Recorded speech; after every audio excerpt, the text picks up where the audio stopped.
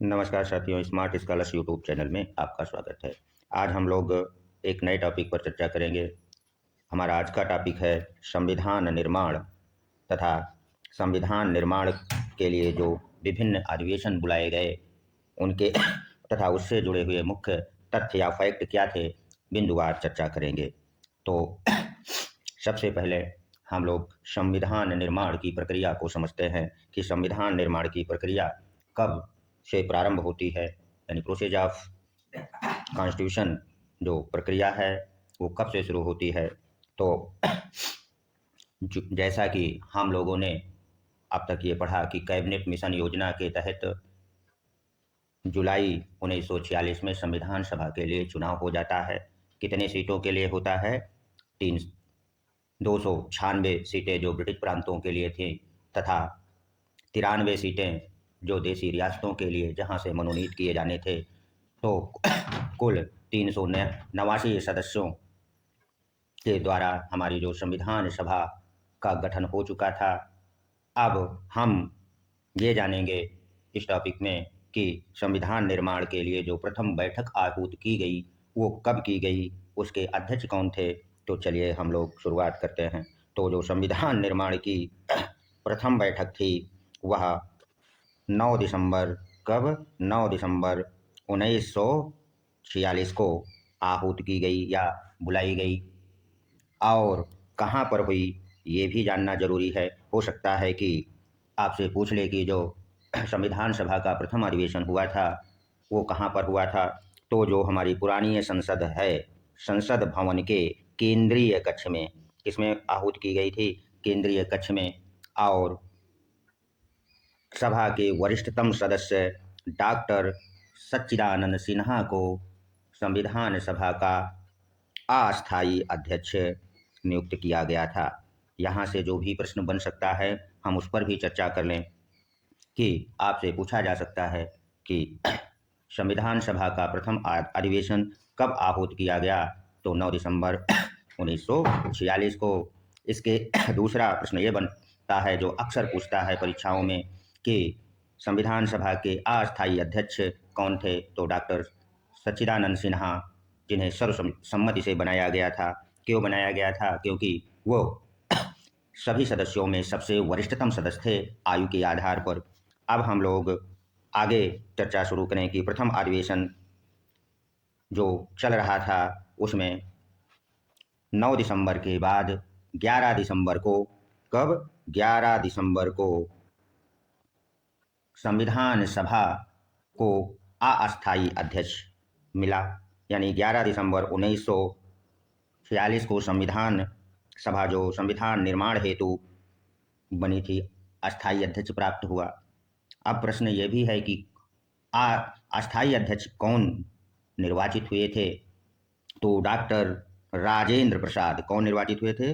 राजेंद्र प्रसाद संविधान सभा के अस्थायी अध्यक्ष निर्वाचित हुए थे। अब उनका निर्वाचन वोटिंग के द्वारा हुआ था अथवा सर्वसम्मति से, यह भी प्रश्न है, क्योंकि हम पढ़ाते समय आपको जो भी कन्फ्यूजन की स्थिति बन सकती है उसे क्लियर करने का प्रयास करेंगे। तो वोटिंग नहीं हुई थी बल्कि उनका सर्वसम्मति से चुनाव हुआ था। अब एक और तारीख पर चर्चा कर लें जो प्रथम अधिवेशन में हुई थी। यानी कि अब तक हम लोगों ने किसकी चर्चा की? 9 दिसंबर, 11 दिसंबर, 13 दिसंबर। इस तारीख बहुत महत्वपूर्ण है और ये तीनों तारीखों से कोई ना कोई प्रश्न अवश्य बनता है। 13 दिसंबर 1946 को क्या होता है इसको भी जान लें। 13 दिसंबर 1946 को पंडित जवाहरलाल नेहरू द्वारा उद्देश्य प्रस्ताव, कौन सा उद्देश्य प्रस्ताव, संविधान सभा के समक्ष प्रस्तुत किया जाता है। और इस उद्देश्य प्रस्ताव पर 13 दिसंबर से 19 दिसंबर तक विचार विमर्श होता है। अर्थात 8 दिन विचार विमर्श करने के बाद 22 जनवरी, कब? 22 जनवरी 1946 को संविधान सभा द्वारा नेहरू जी द्वारा प्रस्तुत उद्देश्य प्रस्ताव को स्वीकृति प्रदान कर दी जाती है। और उद्देश्य प्रस्ताव के स्वीकृत हो जाने के बाद क्या होता है उसको भी जान लें। जैसे ही उद्देश्य प्रस्ताव 22 जनवरी 1946 को स्वीकृत होता है, उसके बाद संविधान निर्माण के लिए संविधान निर्माण के लिए अनेक समितियां बनाई जाती हैं। कौन कौन? अनेक समितियों का गठन किया जाता है, जिनकी चर्चा हम अलग से वीडियो बना करके करेंगे। यहाँ पर हम केवल प्रारूप समिति का थोड़ा सा विवेचन करेंगे कि जो प्रारूप समिति थी, इस समिति ने की देखरेख में ड्राफ्टिंग कमेटी द्वारा जो 21 फरवरी 1948 को प्रारूप संविधान का तैयार किया गया था, कौन तैयार किया था? प्रारूप समिति ने। प्रारूप समिति ने जो 21 फरवरी तक संविधान का जो प्रारूप तैयार किया था, उसमें 315 अनुच्छेद थे और 8 अनुसूचियां थी। इसको आप लोग हेडलाइन कर लीजिए कि प्रारूप समिति द्वारा जो संविधान का प्रारूप बनाया गया था, उसमें कुल कितने अनुच्छेद थे? 315 तथा कुल अनुसूचियां कितनी थे? 8। हो सकता है कि यहाँ से प्रश्न आपसे पूछ ही ले। और इस संविधान को अर्थात प्रारूप को कब संविधान सभा के समक्ष प्रस्तुत किया, यह भी जानना जरूरी है कि तो इस संविधान के प्रारूप को प्रारूप समिति द्वारा 21 फरवरी, किस डेट को? 21 फरवरी 1948 को। डेट याद रखिए कि हमारे संविधान का जो प्रारूप था और प्रारूप समिति के देखरेख में ड्राफ्टिंग कमेटी द्वारा तैयार किया गया था, उसे संविधान सभा में कब पेश किया गया? 21 फरवरी 1948 को। और किसे पेश किया गया, यानी किसके सुपुर्द किया गया? तो इस संविधान के प्रारूप को संविधान सभा के अध्यक्ष डॉक्टर राजेंद्र प्रसाद को सौंपा गया। अब 21 इस संविधान जो प्रारूप प्रस्तुत हुआ था, उस पर अब वाचन या विचार विमर्श शुरू होता है। तो इस प्रारूप अर्थात संविधान पर विचार विमर्श के लिए कुल कितने वाचन हुए, यह भी जान लेना बहुत जरूरी है। तो कुल कितने वाचन होते हैं? कुल 3 वाचन। प्रथम वाचन में संविधान के प्रारूप को सदन में प्रस्तुत करना ही प्रथम वाचन कहलाता है और इस पर उसके प्रारूपों पर कोई विशेष चर्चा नहीं होती है। प्रथम वाचन कब से कब तक हुआ? तो 4 नवंबर 1948 से 9 नवंबर 1948 तक चला, यानी कि 4 नवंबर से 9 नवंबर यानी 5 दिन तक संविधान के प्रारूप पर प्रथम वाचन हुआ, विचार विमर्श हुआ। और द्वितीय वाचन, जिसमें संविधान के प्रत्येक अनुच्छेद पर विस्तृत चर्चा हुई और कुछ संशोधन भी किए गए, वह द्वितीय वाचन कब शुरू होता है? 15 नवंबर। कब शुरू होता है? 15 नवंबर 1948 से 17 अक्टूबर 1949 तक चला। काफी लंबा चला और इसके प्रत्येक अनुच्छेद पर विस्तृत चर्चा हुई।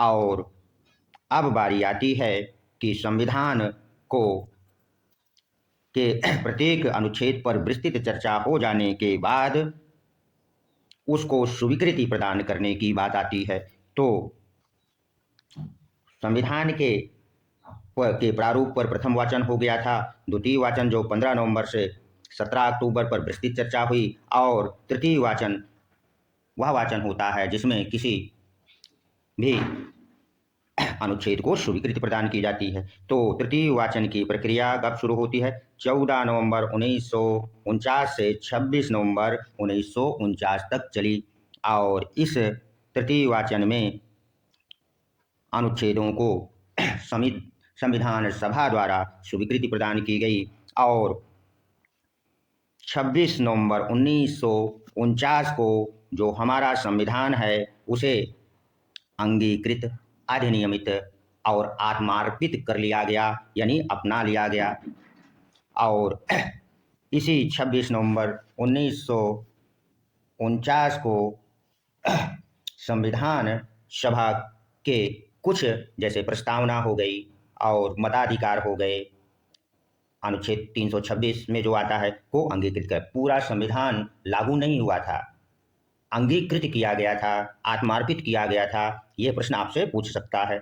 चलिए अब हम लोग ये भी जान लें कि जो संविधान हमारा बना था उसमें कुल कितना समय लगा था और कितनी बैठकें हुई थीं, यह भी बहुत आवश्यक है। तो जो हमारा संविधान बना था उसमें कुल कुल 11 अधिवेशन हुए थे, अर्थात 11 बैठकें हुई थी। यदि 26 जनवरी 1950 वाले दिन को भी जोड़ लें तो कुल अधिवेशनों की संख्या 12 हो जाएगी, लेकिन जो मुख्य रूप से अधिवेशन हुए थे वो कितने हुए थे? 11 अधिवेशन हुए थे। और संविधान को बनाने में कुल 2 वर्ष 11 माह और 18 दिन का समय लगा था। 11 माह 18 दिन। और कितने दिन तक संविधान सभा में चर्चा चली यह भी आपको जान लेना चाहिए। तो कुल 114 दिन विचार विमर्श चला। आशा करते हैं कि आप लोगों ने यहाँ तक समझ लिया होगा। अब चलिए हम अंतिम अधिवेशन जो संविधान सभा का आहूत होता है उससे जुड़ी मुख्य बातें क्या हैं जानना बहुत जरूरी है। तो ये आपका संसद भवन है, जहाँ पर प्रथम अधिवेशन के दौरान, जो कि 9 दिसंबर 1946 को इसके केंद्रीय कक्ष में आहूत किया गया था और डॉक्टर सच्चिदानंद सिन्हा इसके अस्थायी अध्यक्ष बनाए गए थे। और 11 दिसंबर तथा 13 दिसंबर की तारीखें बहुत महत्वपूर्ण हैं। 21 फरवरी को संविधान सभा के समक्ष संविधान का प्रारूप प्रस्तुत किया गया था। कितने वाचन हुए ये भी आप लोगों ने जान लिया, कितने बैठकें हुई ये भी जाना, कितने दिन में निर्माण हुआ, कितने दिन में ये चर्चा हुई, ये सबको हमने पढ़ लिया। अब जहाँ से सवाल थोड़ा सा बन सकता है उसको भी हम जान लें। अक्सर पूछा जाता है तो जो संविधान सभा का अंतिम अधिवेशन है वो कब आहूत होता है, क्या आप लोग जानते हैं? संभवतः यदि जानते हैं तो फिर भी हम यहाँ ऐसे विद्यार्थी जिन्हें नहीं पता है उनको बता देना उचित समझते हैं कि जो अंतिम अधिवेशन आहूत होता है, कौन सा अंतिम अधिवेशन आहूत होता है, उससे जुड़ी मुख्य बातें क्या हैं उसको बिंदुवार चर्चा करेंगे। तो जो अंतिम अधिवेशन है वो कब बुलाया जाता है? 24 जनवरी, नोट कर लीजिएगा, 24 जनवरी 1950 को। आपसे परीक्षा में हो सकता है यहाँ से पूछ ले कि संविधान सभा का अंतिम अधिवेशन कब आहूत किया गया, तो 24 जनवरी 1950 को।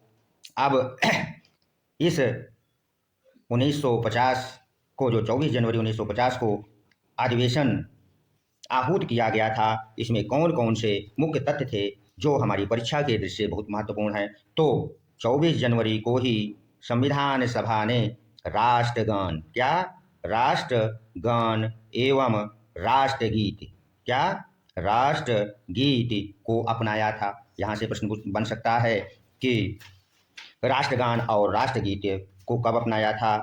थोड़ा सा यहाँ हम ये भी चर्चा कर लें कि राष्ट्रीय ध्वज जो हमारा तिरंगा है इसे संविधान सभा ने 22 जनवरी को ही अपना लिया था। ध्यान में रखिएगा, राष्ट्रगीत और राष्ट्रगान 24 जनवरी को और राष्ट्रीय ध्वज को हमें लोगों ने 22 जनवरी को अपना लिया था। और दूसरी 24 जनवरी 1950 को जो अंतिम अधिवेशन हो रहा था वो कौन सी घटना घटती है या क्या तथ्य था?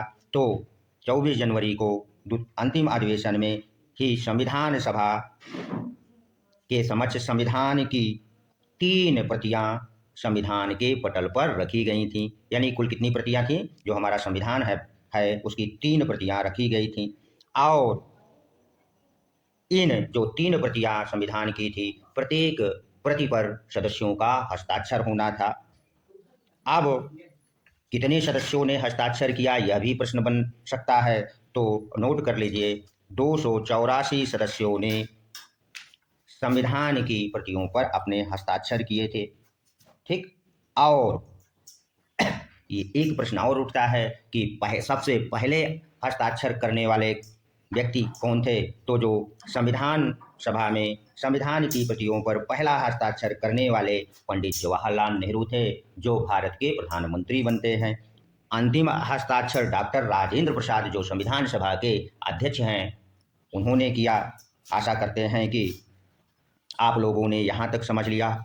अब 24 जनवरी को ही 24 जनवरी 1950 को ही जो संविधान सभा संविधान के लिए बनाई गई थी, इसे विघटित कर दिया जाता है।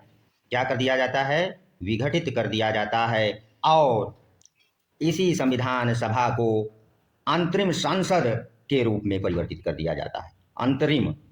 अंतरिम संसद के रूप में ये कार्य करने लगती है। अर्थात चूंकि संविधान हमारा बन चुका था और अंतिम बैठक 24 जनवरी को 1950 को, तो संविधान सभा को विघटित करके इसे अंतरिम संसद के रूप में परिवर्तित कर दिया गया। अब जब ये अंतरिम संसद बनी तो एक प्रश्न और बन गया। वो क्या बन गया कि इस अंतरिम संसद के, अब चूंकि डॉक्टर राजेंद्र प्रसाद राष्ट्रपति निर्वाचित हो जाते हैं, इसी 24 जनवरी 1950 को डॉक्टर राजेंद्र प्रसाद को देश का राष्ट्रपति चुन लिया गया।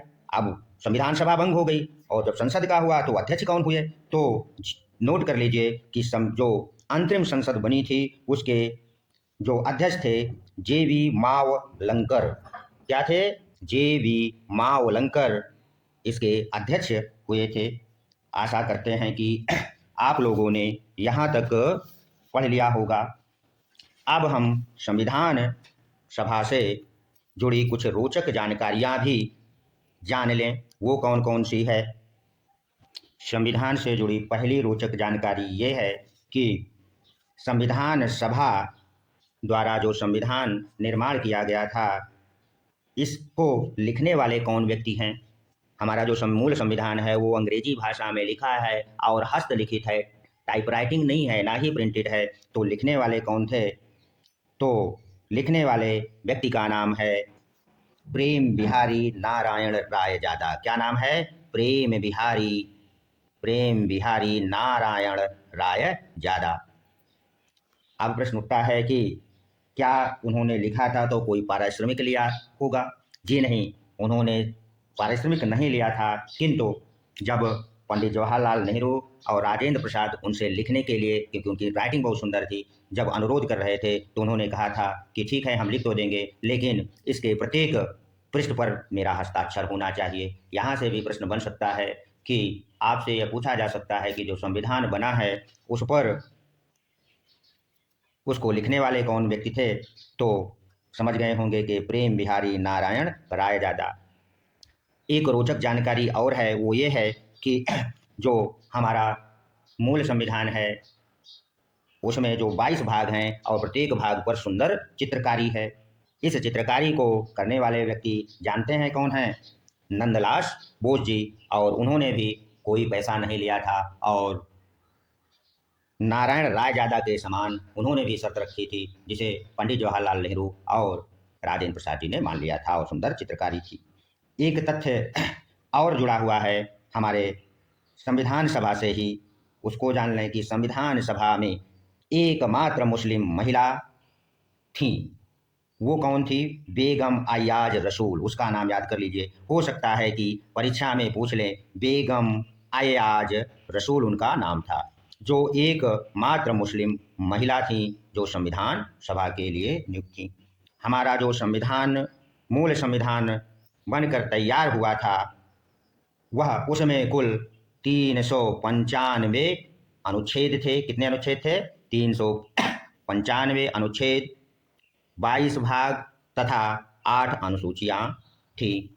आशा करते हैं कि आप लोगों ने संविधान निर्माण और उसकी प्रक्रिया, विभिन्न अधिवेशन, वाचन को भली भांति समझ लिया होगा। यदि यहाँ से कोई प्रश्न पूछेगा तो आप गलत करके नहीं आएंगे। आपकी चाहे टीजीटी हो, पीजीटी हो या असिस्टेंट प्रोफेसर परीक्षा या कोई और एग्जाम, यहाँ से कम आपको 2 प्रश्न किसी भी परीक्षा में अवश्य पूछे जाते हैं। धन्यवाद। हम अगले वीडियो में मिलेंगे। अगर वीडियो अच्छा लगा है तो इसे सब्सक्राइब कर दें, लाइक कर दें, ताकि हमारा मनोबल बढ़ता रहे और ऐसे विद्यार्थी जो टीजीटी, पीजीटी, असिस्टेंट प्रोफेसर परीक्षा की तैयारी कर रहे हैं राजनीति विज्ञान से, उन्हें शेयर कर दें, जिससे इसका अधिक से अधिक लाभ उठा सकें। धन्यवाद।